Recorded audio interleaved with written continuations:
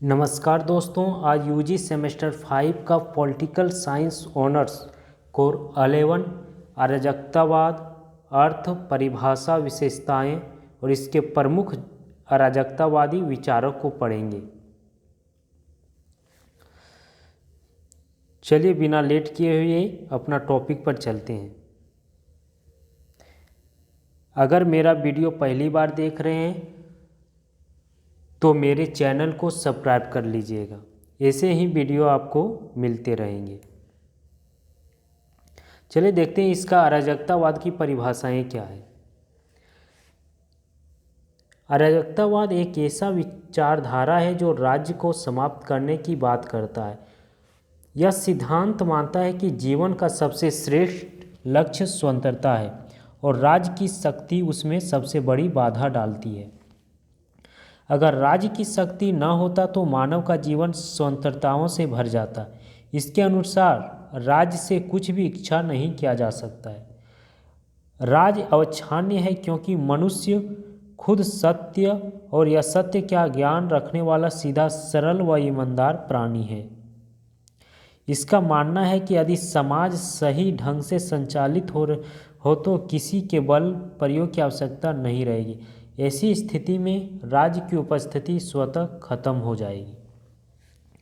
अराजकतावाद विचारक सभी प्रकार के तंगों शोषण से मुक्त होना चाहते हैं, वह किसी से दबे हुए नहीं रहना चाहते, क्योंकि इस अराजकतावाद के विचारक का मानना है कि शक्ति के बल पर राज्य द्वारा शोषण, धन के बल पर पूंजीपतियों द्वारा शोषण और ईश्वर के नाम पर धर्म द्वारा शोषण किया जाता है।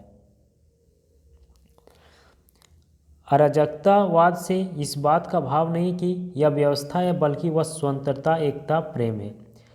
अलग अलग विद्वानों ने अराजकतावाद का परिभाषा अलग अलग प्रकार से दिया है। क्रोपटकिन, इनका मानना है कि अराजकतावाद जीवन का वह आचरण है जिसमें राज्यविहीन समाज की कल्पना की जाती है। इसमें शांति व्यवस्था और कानून लोगों को पसंद नहीं होता, क्योंकि राज्य की शांति शक्तियों की शांति होती है। राज्य की सबसे बड़ा अपराधी मानता है पूंजीवाद, धर्म का विरोध करते हैं। हक्सले का मानना है कि अराजकतावाद वह विचार है जिसमें स्वयं पर शासन करने का अधिकार स्वयं हो और बगल के राज्यों को भी मदद करने का थोड़ा सा भी नहीं हकलाना चाहिए। इसके बाद अराजकतावाद की प्रमुख विशेषताएं। राजनीतिक विज्ञान और अराजकतावाद का समर्थन करने वालों की संख्या बहुत कम है, फिर भी यह अपने आप में इनका एक प्रमुख विशेषता है जिसका जिक्र इस प्रकार से किया जा रहा है। राज्य का विरोध। अराजकतावादियों का पहला दुश्मन राज्य है। अराजकतावादियों के अनुसार राज्य ऐसी अनावश्यक बुराइयां हैं जिसका कोई उचित स्थान नहीं है। अराजकतावादियों राज्य और शासन का किसी एक प्रकार से बल्कि सभी रूप से विरोध करते हैं। इनके लोगों का मानना है कि राज्य की शक्ति लोगों की स्वतंत्रता को दबाने का काम करती है। इनके विचारक का मानना है कि राज्य की उत्पत्ति होने के पहले लोगों का जीवन सुख शांति से भरा हुआ था और इनका मानना राज्य सदैव पूंजीपतियों की पक्ष लेकर श्रमिकों का दबाए गए हैं।